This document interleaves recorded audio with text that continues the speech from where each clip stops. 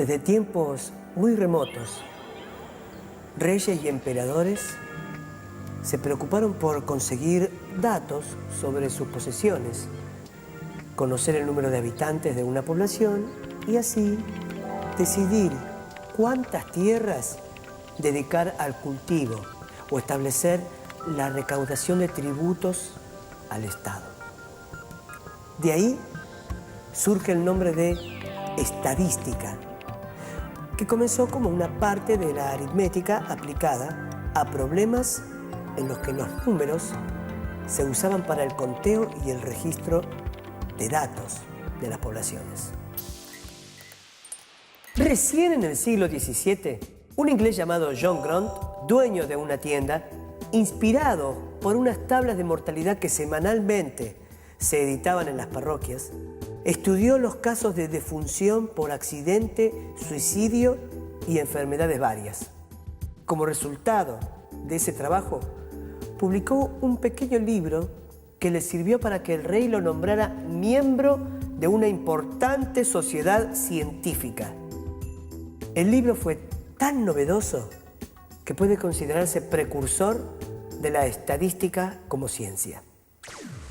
Un médico amigo llamado William Petty, el hombre que más contribuyó al desarrollo de la economía política, continuó con los estudios de Grant y escribió sobre medicina, matemáticas, política y economía. Sus estudios sobre la probabilidad de supervivencia del hombre a determinadas edades resultaron una importante contribución para que a finales del siglo XVII nacieran las compañías de seguros de vida. El nombre que Petty dio a la nueva ciencia, que hoy conocemos como estadística, resulta curioso. La llamó aritmética política y la definió como el arte de razonar por medio de cifras sobre las cosas que se relacionan con el gobierno. Hoy en día la estadística tiene un campo de aplicación muy amplio y es una de las disciplinas matemáticas que más utilidad tiene en otros ámbitos del conocimiento. Es difícil imaginar una ciencia o un campo profesional cuyos conocimientos no se construyan sobre bases estadísticas. Se usan estadísticas en las ciencias sociales, en demografía, para tener disponibles datos sobre la esperanza de vida o la composición de las poblaciones. En las ciencias de la naturaleza se usan estadísticas para estudiar la migración de las aves o la evolución de especies en extinción. Y también en medicina, en psicología, en ingeniería, en la producción de bienes y servicios y en muchas otras áreas más. En medicina, digamos, es ineludible, porque las mediciones, las medidas médicas de colesterol, glucemia, hipertensión son de tipo estadístico, es decir, a partir de cuándo a una persona se la medica como hipertensa y cuando tiene más de tanto, ¿sí? ¿Y por qué si tiene entre tanto y tanto no? Y porque entre tanto y tanto se considera que la presión está dentro de los parámetros de lo que se considera saludable. Entonces, decidir una medicación es una decisión de tipo estadística.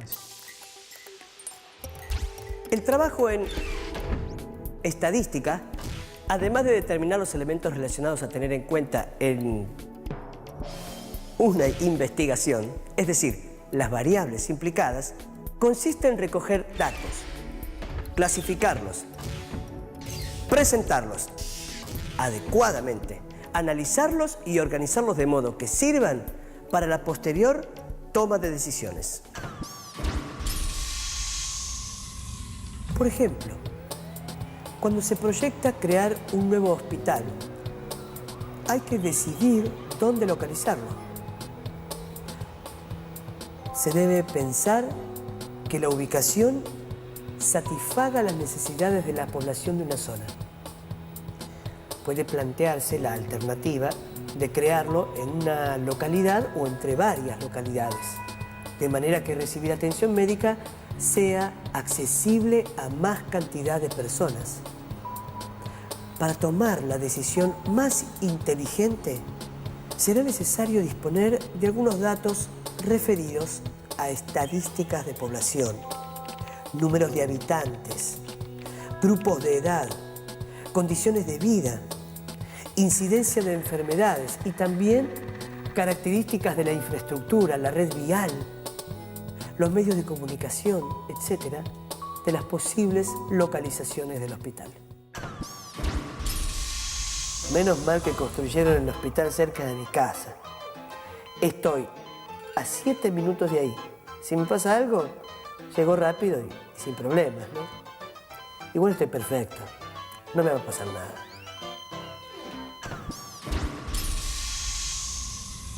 En muchas ocasiones es necesario poder predecir con cierta aproximación el comportamiento esperado de sucesos futuros.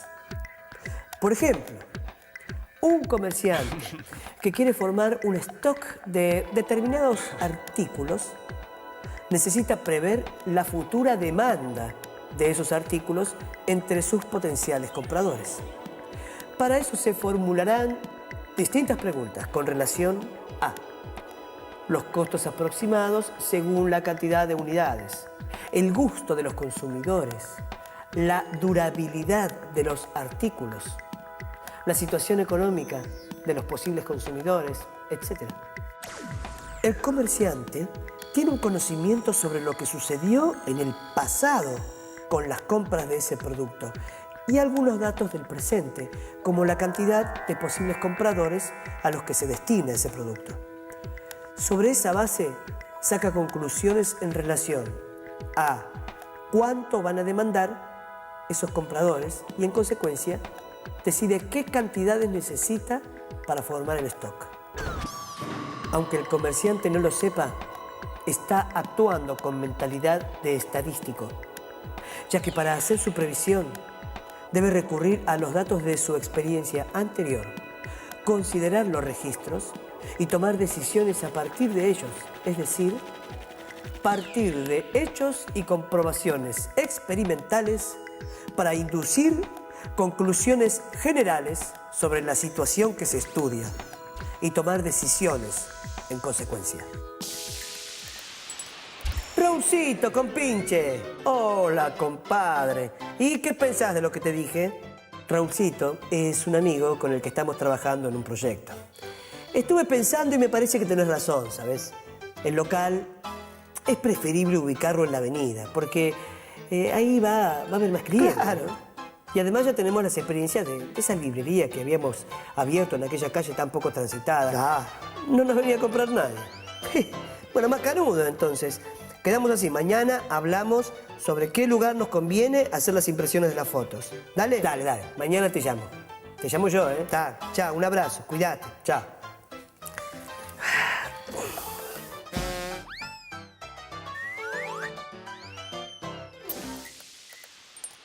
Pero no solo usan este método los pequeños negocios o locales que se abren entre amigos o familiares. Estrategias parecidas deben utilizar en el plano científico o técnico los economistas, los hombres de Estado, los hombres de empresa, para tomar decisiones vinculadas a su tarea profesional. La metodología estadística les ofrece sus procedimientos matemáticos de gran potencia y precisión para elaborar la respuesta más conveniente a los interrogantes que la teoría y los hechos económicos le plantean. Y lo más importante es que le facilitan elementos para decisiones racionales.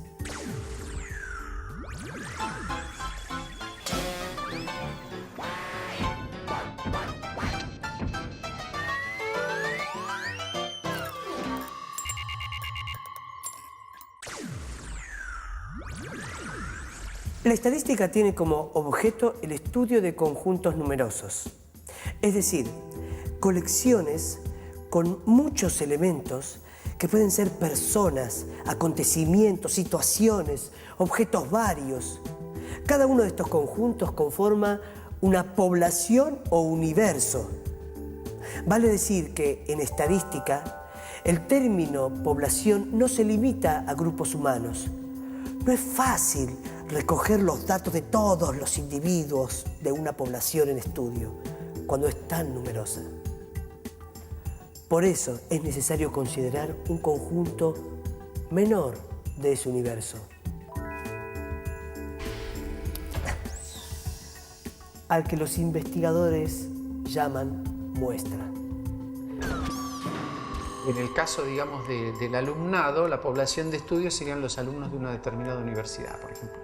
Quiero saber si los alumnos de tal universidad son mejores o peores en matemáticas que los alumnos de otra universidad. Entonces, si esta universidad tiene, qué sé yo, 20.000 alumnos y esta tiene 15.000, en general es muy costoso, digamos,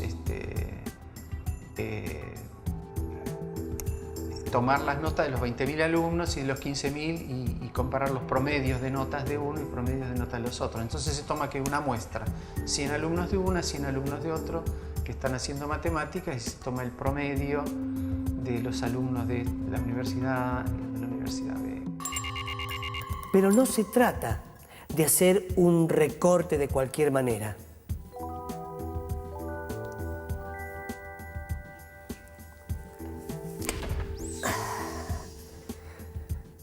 Al elegir la muestra, hay que tener ciertos cuidados para que las conclusiones a las que se llegue a partir de ella sean válidas para la totalidad de la población.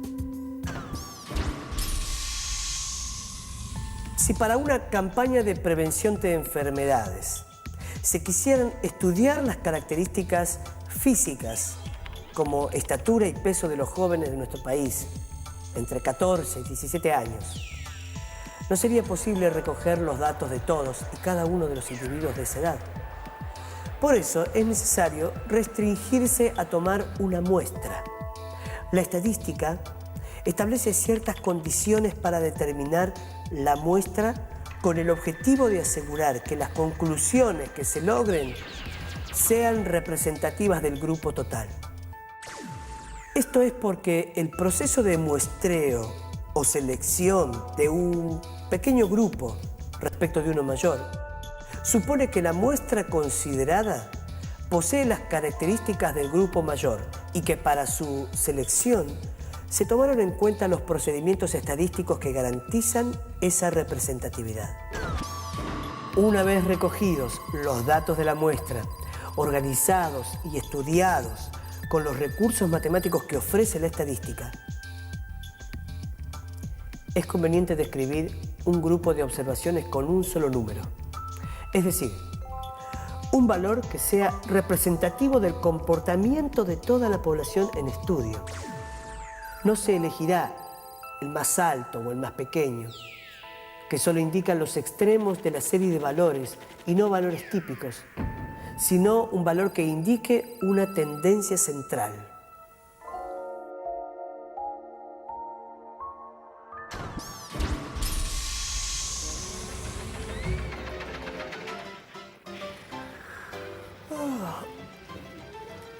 Por ejemplo, a un productor agropecuario le interesa conocer el número de toneladas de trigo por hectárea que puede cosechar con una nueva variedad de trigo. Para decidir si adopta o no la nueva variedad que le ofrecen, en este caso es probable que pueda tomar su decisión si conoce la media o promedio del rendimiento por hectárea que se obtuvo a partir de la experiencia de muchos otros productores.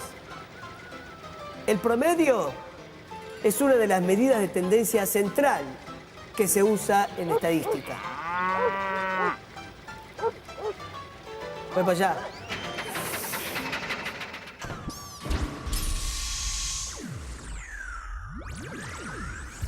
Un parámetro es una medida de una población basada sobre una muestra y es representativo de la población correspondiente. Cuando decimos que el alumno promedio de cuarto grado tiene 10 años, describimos toda esa población, no un niño en particular. Puede haber alumnos de edades muy diversas que por distintos motivos estén cursando cuarto grado. Pero cuando queremos describir a todos como un único conjunto, tomamos el promedio de las edades, que en este caso es 10. Las medidas que describen un valor típico suelen llamarse medidas de tendencia central. Es importante tener en cuenta que estas medidas se aplican a grupos y no a individuos. Esto quiere decir que cuando lean una noticia en el diario sobre una nueva estadística que indica que un solo hombre en un grupo de 5 es víctima de que la gente se tropiece con él, no deben pensar, pobre hombre, las mismas 4 personas siempre se chocan con él. No lo deben pensar, ya la estadística se refiere a un hombre cualquiera, en un grupo corriente, y no a uno en específico.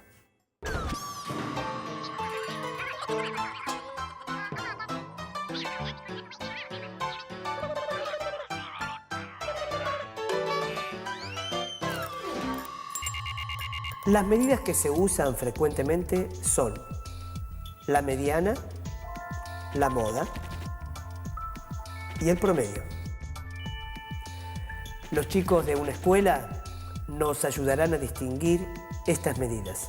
Veamos cómo encontrar la mediana de una muestra. Las alturas de los chicos tienen valores que varían entre la medida de la altura del más bajo y la del más alto. ¿Cuál de los alumnos ocupa el lugar central según su altura? Sin duda, aquel que tenga tanto a su izquierda como a su derecha el mismo número de compañeros. En este caso, Paula. La altura de Paula es el valor situado en el medio de un conjunto de observaciones ordenadas por su magnitud. La mediana es un valor que separa una serie ordenada en 2 partes de igual número de términos. De tal manera que en uno de los grupos quedan los términos inferiores a la mediana y en el otro los términos superiores. En este caso, la mediana es la altura del que está exactamente en el centro.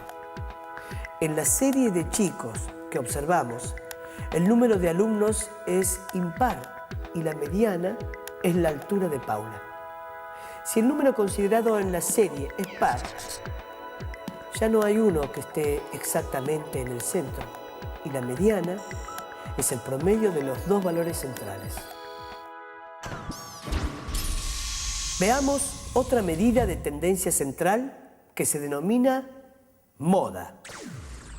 La moda de una serie de datos es el valor que aparece con mayor frecuencia. En el caso de la altura de los chicos, se puede construir un gráfico en el que se representen las alturas de todos. Otra medida de tendencia central es el promedio de los valores que constituyen el conjunto de datos. El promedio de los valores de una serie se obtiene sumando todos los valores numéricos registrados y dividiendo esa suma por el número de observaciones realizadas. En el caso de las alturas de los chicos, para calcular el promedio, sumaron las alturas de todos y dividieron por el número de chicos. Todos los escolares saben calcular el promedio de sus notas. El desempeño del chico en el colegio es también estadístico, porque el boletín trae una serie de notas que uno al final del año, del semestre, calcula el promedio de esas notas y si el promedio le da más de tanto, pasa, y si le da menos, no pasa, ¿sí? El hecho de que se tome el promedio, por otro lado, es razonable, porque el desempeño, el comportamiento de una persona no es exactamente igual todos los días. Entonces el chico un día tiene un determinado problema y ese día en esa prueba escrita se saca una mala nota. Ahora, ¿eso significa que el chico sea un mal alumno? No, justamente el promedio lo que indica es que si el chico es un buen alumno, ese día, esa mala nota no va a afectar al promedio de sus notas. ¿Por qué? Porque en los restantes exámenes va a tener buenas notas, entonces el promedio ese al final le va a dar una buena nota, digamos. Por ejemplo, si María obtuvo un 8, un 2, un 5, un 5 y un 9, el promedio es 5,80. Lo mismo que el de Pablo, cuyas notas fueron 2, 6, 7, 4 y 10.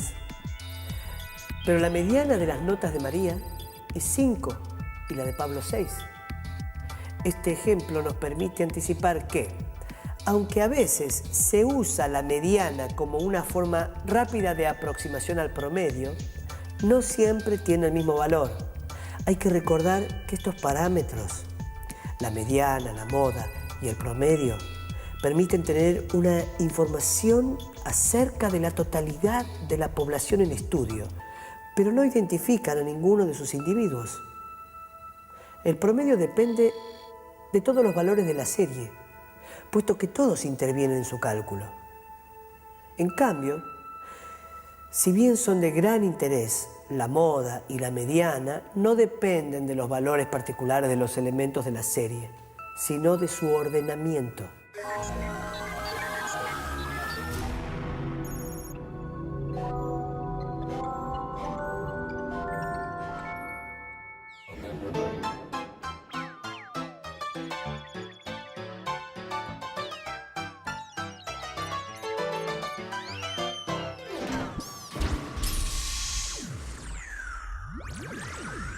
Podemos repasar lo visto sobre las medidas de tendencia central.